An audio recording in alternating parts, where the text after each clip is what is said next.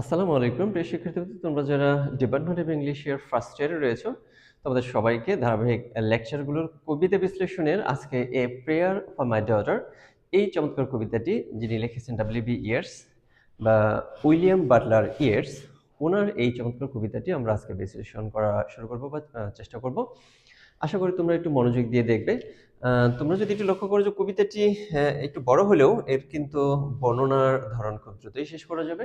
সুতরাং তোমরা যদি একটু মনোযোগ দিয়ে বা ধৈর্য সহকারে দেখো এই কবিতা থেকে অনেক কিছু জানতে পারবে এবং পরীক্ষা উপযোগী প্রশ্নগুলো তোমরা আয়ত্তে নিতে পারবে এবং পরীক্ষায় অ্যান্সার করতে পারবে। আমরা প্রত্যেকটি কবিতা বিশ্লেষণের পূর্বেই কিন্তু কবি সম্পর্কে বিস্তারিত জেনে নেওয়ার চেষ্টা করি এবং একইভাবে আমরা এই কবিতাটার সম্পর্কেও জানবো এবং কবি সম্পর্কে জানার জন্য চেষ্টা করব।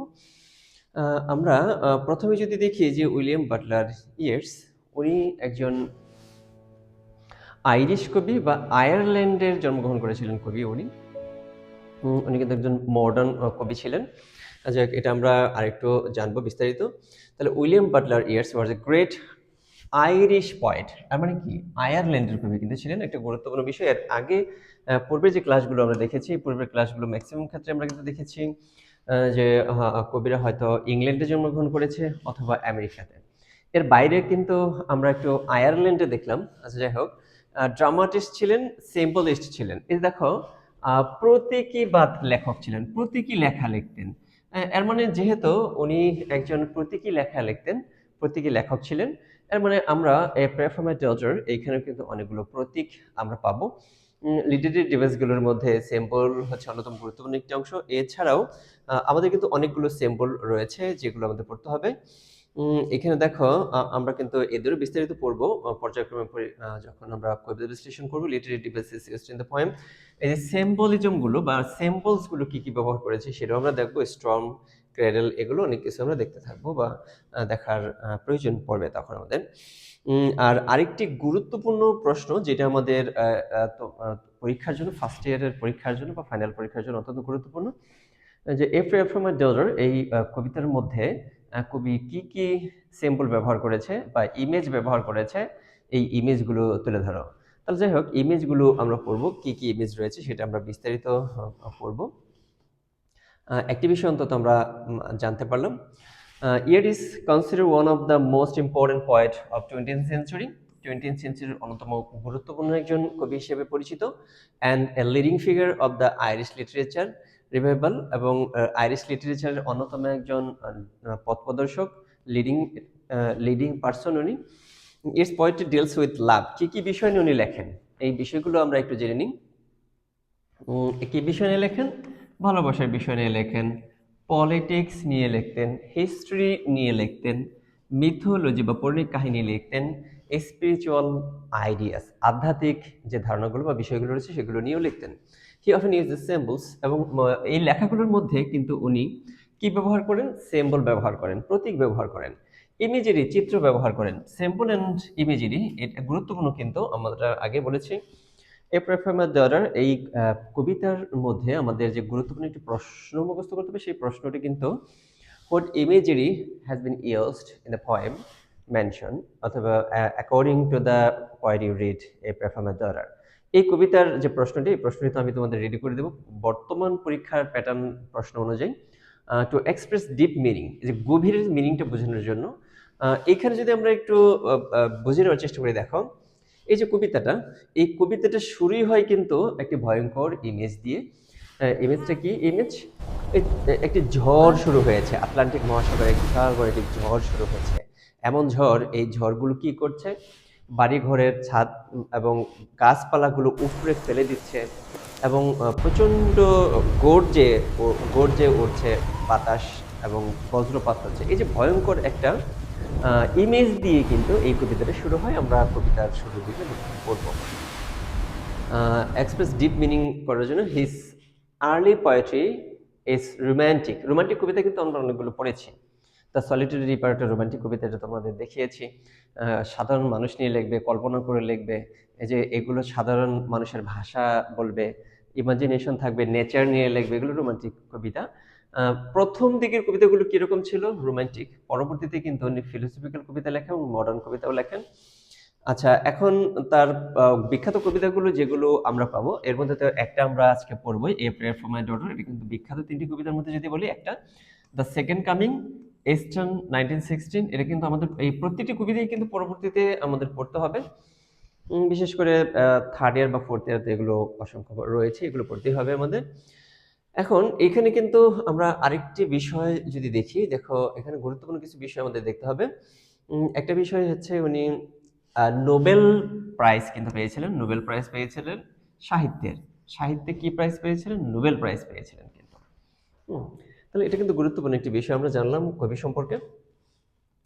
আচ্ছা, আউটস্ট্যান্ডিং কন্ট্রিবিউশন টু পোয়েট্রি, পোয়েট্রির জন্য his work reflect his deep concern for Irish identity, human life. আচ্ছা, এই বিষয়গুলো নিয়ে আমরা দেখেছি যে উনি ওনার জীবনের গুরুত্বপূর্ণ একটি বিষয় হচ্ছে নোবেল পুরস্কার পান।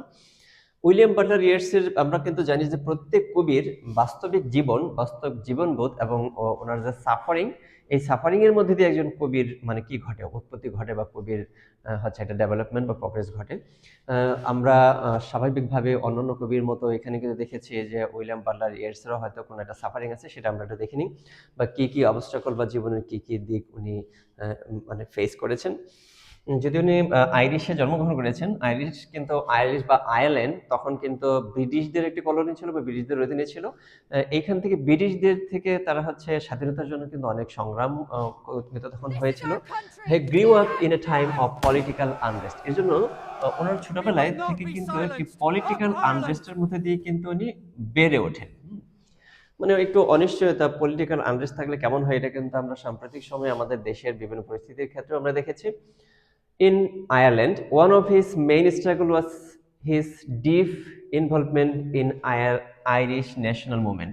যে আইরিশ জাতীয়তাবাদ আন্দোলন যে ছিল সেখানেও কিন্তু গুরুত্বপূর্ণ ভূমিকা পালন করেছেন উনি, with influence much of his poetry. Yeats also faced emotional struggle. আমরা কি দেখেছি যে আয়ারল্যান্ডের যে স্বাধীনতার জন্য যে যুদ্ধ, স্বাধীনতা সংগ্রাম এবং মানুষজন যে ব্রিটিশদের কাছ থেকে স্বাধীনতা অর্জনের জন্য যে এখানে কাজ করেছে, এখানে কিন্তু অনেক গুরুত্বপূর্ণ ভূমিকা পালন করেছে, বিশেষ করে কবিতার মধ্যে দিয়ে। Yeats also faced emotional struggle. এখানে কিন্তু ব্যক্তিগতভাবে কিন্তু ইমোশনালি উনি কিন্তু স্ট্রাগল ফেস করেছেন। কি স্ট্রাগল ফেস করেছেন সেটা যদি আমরা দেখানোর চেষ্টা করি।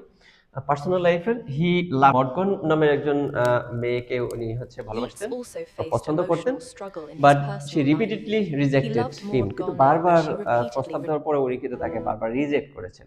এই যে মানসিক একটা পীড়ার মধ্যে কিন্তু তিনি জীবনযাপন করেছেন। এই যে মডগনের সাথে তার সম্পর্ক কোনোভাবে ভালো হয়নি। This unwritten love caused him great pain and strongly affected his poem. এর পরবর্তী কবিতার মধ্যে কিন্তু এই আনরেস্ট ভালোবাসার বা এখানে দেখো আনরিটার্ন ভালোবাসার যে ছোঁয়াটা, এটা আমরা কবিতার মধ্যে পরবর্তীতে পাই। Another struggle in his life is his search for spiritual truth. আরেকটি স্ট্রাগল ছিল যে উনি সত্যের সন্ধানে খোঁজাখুঁজি শুরু করলেন, যে কি সত্য, কি করব আমি, ধর্মীয় বিষয় অ্যাকচুয়ালি। এখানে কিন্তু হি studied mysticism, mythology, symbolism to understand life in history, দুটো বোঝার জন্য। It also struggle against criticism. এই যে দেখো, যেই সময় উনি লেখালেখি শুরু করলেন, এই যে কেউ কিন্তু তার লেখাটা প্রথম থেকে ভালোভাবে গ্রহণ করেনি। সবাই লেখাটা নিয়ে কটাক্ষ করেছেন, ক্রিটিসাইজ করেছেন, ক্রিটিসিজম করেছেন, সমালোচনা করেছেন প্রথম থেকে কিন্তু। বাট তিনি কিন্তু ক্রিটিসিজমের অ্যাভয়েড করেও তিনি কিন্তু লেখা চালিয়ে গেছেন এবং পরবর্তীতে ধীরে ধীরে কিন্তু উনি বিখ্যাত একজন লেখকে পরিণত হয়েছেন, যা সর্বশেষ কিন্তু আমরা দেখেছি 1923 সালে কিন্তু উনি নোবেল পুরস্কার পান। যেই যেই জায়গাতে মানুষজন কি করেছেন, যেই লেখালেখির জন্য মানুষজন তাকে ক্রিটিসাইজ করেছে, সমালোচনা করেছে এবং কটাক্ষ করেছে, ওইখানেই কিন্তু এই লিটারেচারের জন্যই কিন্তু উনি পৃথিবীর সবচেয়ে বড় সম্মানের পদক, নোবেল পুরস্কারটি অর্জন করেন। তাহলে আমরা কিন্তু এখান থেকে জেনে নিলাম বেশ কিছু বিষয়। এখন এরপরে আমরা যদি একটা বিষয় আরেকটু দেখে নিই, যে এখানে কি সিম্বল, ইমেজ এগুলো আমরা পাবো কবিতাটা যখন আমরা পড়তে যাব। এখানে কি আমরা দেখতে পারবো? স্টর্ম দেখতে পারবো, ঝড় আমরা দেখবো, দেখবো যে ঝড়ের কিছু ইমেজ রয়েছে আমাদের এখানে। ক্রেডল দেখতে পারবো, একটি বাচ্চা, বাচ্চাকে যখন ওই যে দোলনার মধ্যে যে শুয়ে রাখে, এই শোয়ানোর দোলনাটি কিন্তু এখানে থাকবো। ঝড় কি সিম্বলাইজ করে? এ দেখো সরি, একটা ঝড়ের সিম্বলিজমটা কি হবে? Violence, political cause, instability in the outside world, এগুলো কিন্তু সিম্বলাইজ করে এই ঝড়টা। এবং এই যে দেখো এই ক্রেডেল, বাচ্চার যে মানে দুলনা, এটা তো অবশ্যই পিউরিটি, ইনোসেন্সের একটি সিম্বল হয়। Represents father's desire to shield his daughter from harsh reality. House বা রোফ, এটা আমরা জানি যে কোনো বাড়ি হচ্ছে নিরাপত্তার একটা প্রতীক এবং স্বস্তির একটি প্রতীক। দেখি a moral shelter against worldly corruption. Laurel tree, একটা গাছ, এই যে গাছ দেখো লরিয়াল ট্রিটা, ইনার পিস, উইজডম এন্ড হারমোনির প্রতীক, মানে গভীরের হৃদয়ের ভিতরে যে আমাদের প্রশান্তি, এই প্রশান্তির প্রতীক। আচ্ছা, হর্ন অফ প্লেন্টি মানে প্রাচুর্য, এই প্রাচুর্য কিসের প্রতীক? Abundance, prosperity and generosity.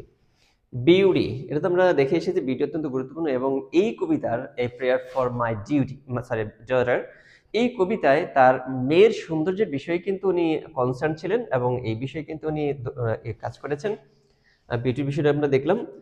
Custom, Linate পাখি, এগুলো কিন্তু অনেকগুলো আমরা দেখবো এবং এগুলো আমরা পর্যায়ক্রমে এখান থেকে পড়বো। একই সাথে এখানে কিন্তু অনেকগুলো সিম্বল, মানে লিটারেরি ডিভাইসগুলো রয়েছে। লিটারেরি ডিভাইসগুলোর মধ্যে কি রয়েছে? সিম্বল রয়েছে, ম্যাটাফোর রয়েছে। ম্যাটাফোর মানে কি?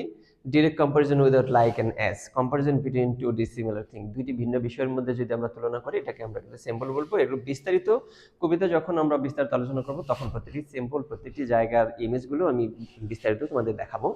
সিমিলি রয়েছে এখানে, পার্সনিফিকেশন রয়েছে এবং একই সাথে অ্যালোজন রয়েছে, আইরনি রয়েছে, ইমেজারি রয়েছে, প্যারাডক্স রয়েছে। যেমন ধরো একটি প্যারাডক্সের কথা দেখি আমরা, মার্ডারাস ইনোসেন্স। আচ্ছা, ইনোসেন্সকে আবার মার্ডার করতে পারে? দেখো একটি কথার পরপর দুইটি শব্দ দেখে একটা আর একটা কি অপোজিট, এটি হচ্ছে প্যারাডক্স। আশা করি বুঝতে পেরেছো। ইন্টেলেকচুয়াল হেট্রেড, যারা ইন্টেলেকচুয়াল তারা আবার হেট্রেড হয় কিভাবে? সেলফ, দেখো ডিলাইটিং ইয়েট সেলফ অ্যাফ্রেটিং সোল। আচ্ছা দেখি আমরা এগুলো কিন্তু দেখলাম। এগুলো আমরা পর্যায়ক্রমে এই যেখানে যে আমাদের কবিতাটি রয়েছে, কবিতা পুরো কবিতাটি লাইন টু লাইন, শব্দ টু শব্দ বিশ্লেষণ করব এবং এই প্রত্যেকটি কবিতার মানে শব্দের লাইনের আমরা সামারি সহ বিস্তারিত জানার জন্য চেষ্টা করব, যেগুলো আমাদের পরবর্তী পরীক্ষার প্রশ্ন মুখস্থ করার ক্ষেত্রে আমাদের সহায়ক ভূমিকা পালন করবে। আশা করি তোমরা সমস্ত এই ক্লাসগুলো, পরবর্তী যে লেকচারগুলো থাকবে সেই লেকচারগুলো মনোযোগ দিয়ে দেখবে এবং এ প্রে ফর মাই ডটার এইটা ভালোভাবে অনুধাবন করে বুঝে তোমরা পরবর্তী যে পরীক্ষা অংশগ্রহণ করবে সেখানে ভালোভাবে অংশগ্রহণ করতে পারবে। সবাইকে ধন্যবাদ জানাচ্ছি আজকের এই লেকচারটি মনোযোগ দিয়ে দেখার জন্য।